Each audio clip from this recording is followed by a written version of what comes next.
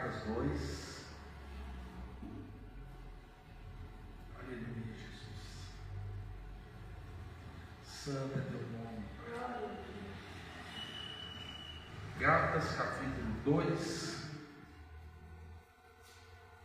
verso 19. Estou com duas versões, uma atualizada, vamos nela. Tem outra versão aqui da NVT, mas enfim, atualizada. Porque eu, mediante a própria lei, morri para a lei, a fim de viver para Deus. Estou crucificado com Cristo. Logo, já não sou eu quem vive, mas Cristo vive em mim. E esse viver que agora tenho na carne, vivo pela fé do Filho de Deus, que me amou e a si mesmo se entregou por mim. Senhor Deus, poderoso Pai, a tua palavra é viva, ela é poderosa, ela é eficaz. E a tua palavra se renova, Pai, a cada dia. Nos cubra com teu sangue, com a tua graça, com o teu poder. E venha operar, Pai. Traga, Deus, uma palavra, algo, Deus, que venha do Senhor. E que é necessário que eu diminua, Pai, para que o Senhor cresça. Em nome de Jesus, envolvido pela fé. Nós lançamos contra principados, potestades, obras das trevas e declaramos a bênção do Senhor sobre a nossa vida. Em nome de Jesus. Amém. Podem sentar, queridos, que estão nos vendo pelas mídias, sejam bem-vindos no nome do Senhor Jesus. Deus está fazendo obra e abençoando de maneira sobrenatural. O trecho de Gálatas, meus irmãos, é fundamental para uma palavra sobre a transformação que ocorre pela fé em Cristo Jesus. O apóstolo Paulo afirma: por meio da lei, morri para a lei, a fim de viver para Deus. Fui crucificado com Cristo. Assim já não sou eu quem vive, mas Cristo vive em mim. E essa vida que Paulo tem agora, ele falando, ele vive pela graça do Filho de Deus. Entregou por nós, nos amou, nos abençoou, derramou seu sangue e manifestou ali o poder dele de forma sobrenatural, mudando vidas. É interessante, meus irmãos, que é necessário o ser humano, quando ele aceita o Senhor Jesus, ele se converte. Conversão, enfim, dirige, você está dirigindo o seu carro, tem uma conversão para a esquerda ou para a direita, você está mudando de direção o seu veículo. Quando a pessoa realmente entrega a vida para o Senhor e se converte efetivamente, ele muda a direção rumo aos propósitos do Senhor. Para Deus abençoar, para Deus iluminar, abrir portas, lançar por terra, no nome de Jesus. Entretanto, o velho homem, a velha criatura, tem que ficar atrás. A pessoa quer mudança.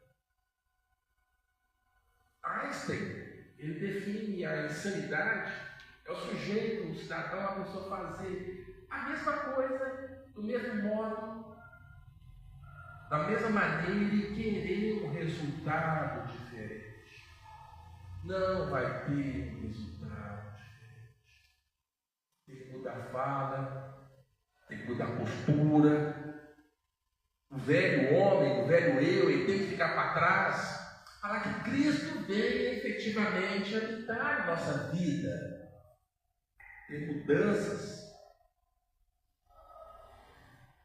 A lei rege uma nação. Primeiro, Paulo morreu pela lei. Teve um problema, meus irmãos, não vou entrar muito nessa situação entre Pedro e Paulo e Pedro, uma situação complicada. Eles tiveram problema na Antioquia. alguns discípulos encaminhados ali por Tiago, e Pedro tentando mostrar ali uma falha de Pedro. A posteriori ele reconhece que ele era crente, os erros dele. É necessário ele fazer essa mudança de atitude, porque ele estava falando que não podia comer com gentios, questão de circuncisão, querendo voltar às coisas lá do velho judaísmo, que a lei assim determinava. Jesus mostrando a igreja, a obra, a salvação, e eles tentando fazer da igreja retornar lá nos primórdios a lei do judaísmo, no tocante à legislação. Eu sou advogado, trabalho com lei, eu sou um operador do direito, eu sou impedido da advocacia, por causa do emprego público, estou aposentando. Vou perguntar lá no OAB, lá vocês não querem lá. Eu frito a OAB, gente. Essa toada comunista que está lá, que está assustador. Eu sou advogado, eles têm que me aceitar. Sou operador do direito. Só que essa legislação aqui estava fazendo o povo voltar, o velho homem, para as coisas antigas. Questão da circuncisão, que ele não aceitava comer com pessoas gentias, querendo ali afastar, determinar quem subia os céus ou não.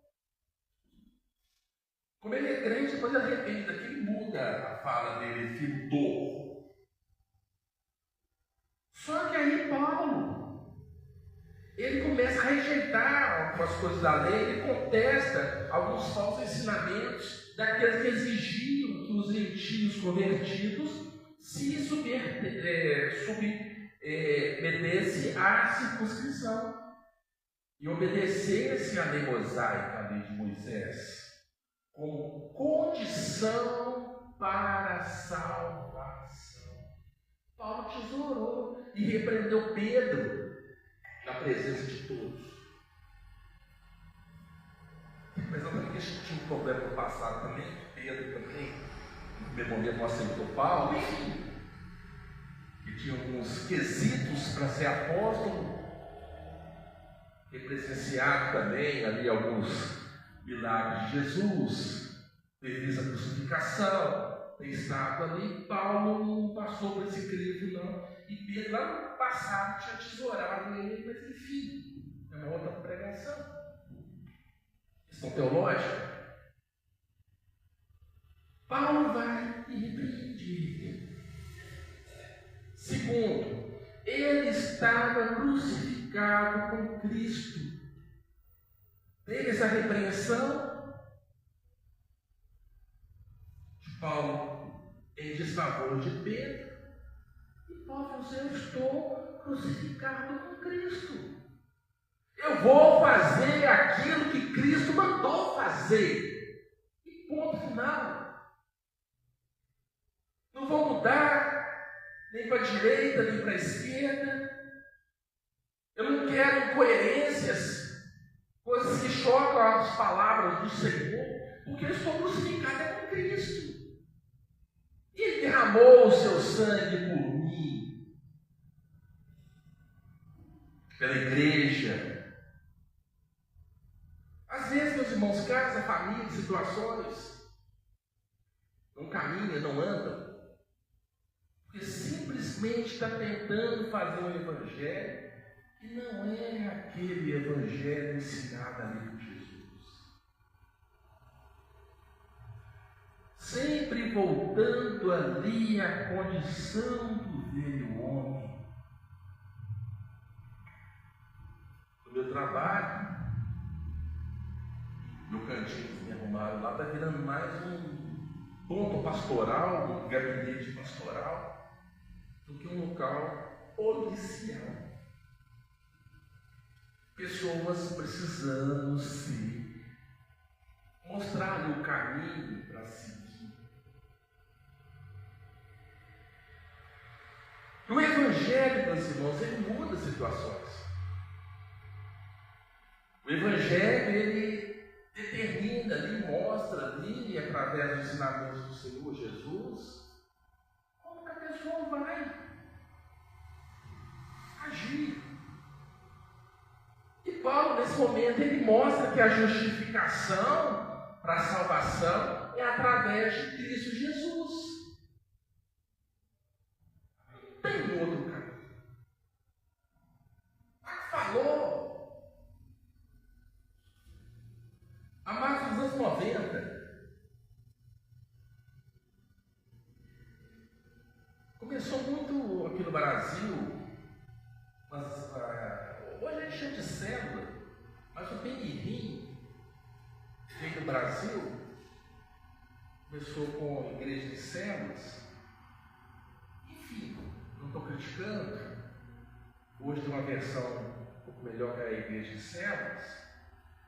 Eram muitos cultos domésticos que tinham. Era que ser racha de igreja. E tinha gente lá, meus irmãos, a gente viveu aquela época, nos anos 90 lá, bem no início. Pessoas tentando, através de uma visão, de uma revelação, mostrar o Evangelho que não era visão deturpada da igreja de células à época, mostrando um evangelho estranho, um fogo estranho, algo fora daquilo que o Senhor está mostrando, daquilo ali que o Senhor está tentando mostrar através da multiplicação da igreja. Ensinamento deturpado e começou a ter a racha de igreja através disso. As pessoas voltando, meus irmãos, à situação do velho homem, tentando mostrar um caminho que não é o caminho que conduz aos céus, que não é o caminho que conduz ali à salvação. Paulo não vive mais para o mundo. Terceiro, a igreja tem que viver para Cristo. A família tem que viver para Cristo. Fazer aquilo que Ele mandou, aquilo que Ele quer, que é a verdadeira essência do Evangelho, a salvação, através do nome santo e poderoso de Jesus. Mudança de vida, mudanças de atitude. O foco da pregação é a verdade fundamental de que a justificação vem unicamente através e exclusivamente de Cristo Jesus. Glória a Deus. E não simplesmente por obras. A justificação por obras. A igreja da época tentando voltar aos primórdios lá do judaísmo, e Paulo tentando mostrar ali o caminho. Ele é crente, depois ele percebeu. As pessoas precisam perceber, às vezes falam uma coisa errada, uma coisa... Enfim, perceber que carece da graça do Senhor. Que carece da justificação do Senhor. No poderoso nome de Jesus. Deus cura, abençoa, abre portas. A mensagem é muito grande, resumindo muito o máximo. Mas no momento a gente volta, enfim. Mostrar o caminho da salvação, das coisas do Senhor. Eu quero te convidar, amados, a ficar sobre os seus pés. Nós vamos cantar um cântico, por gentileza. E pedir para o Pai das Luzes venha nos cobrir com graça, com poder, no nome do Senhor Jesus.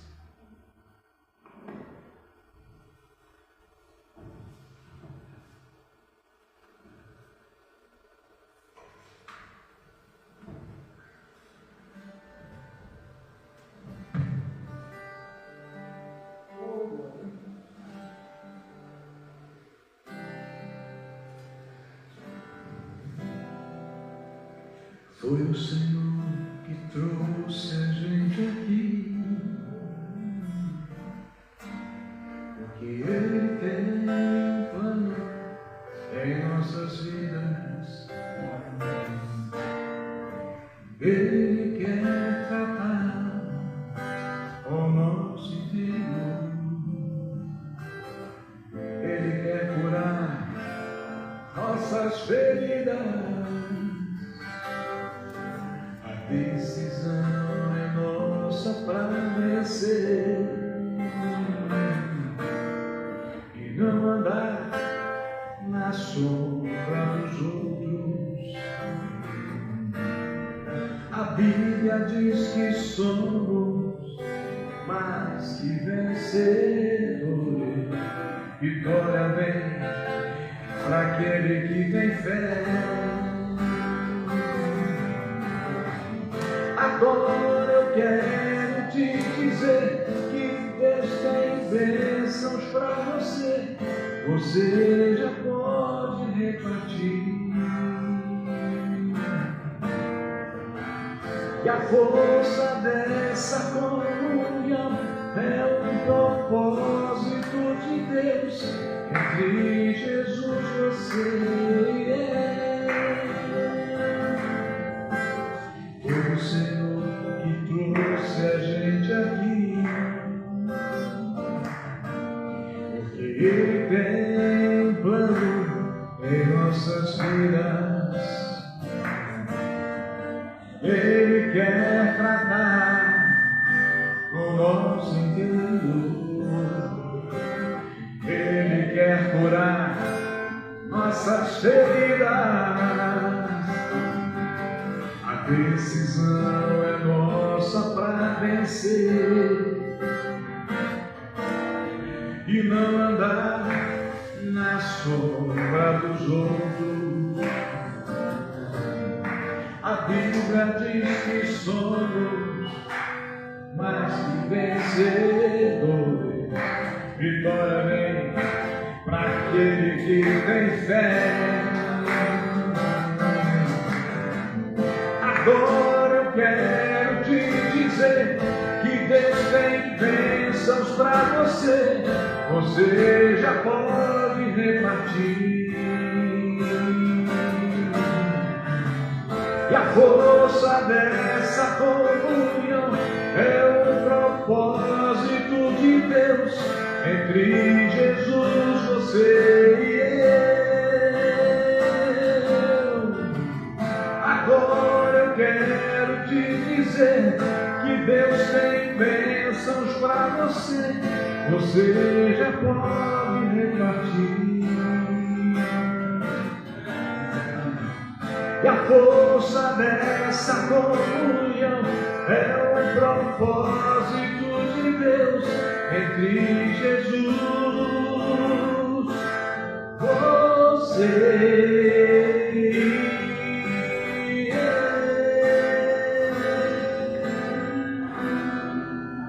Senhor Deus e poderoso Pai,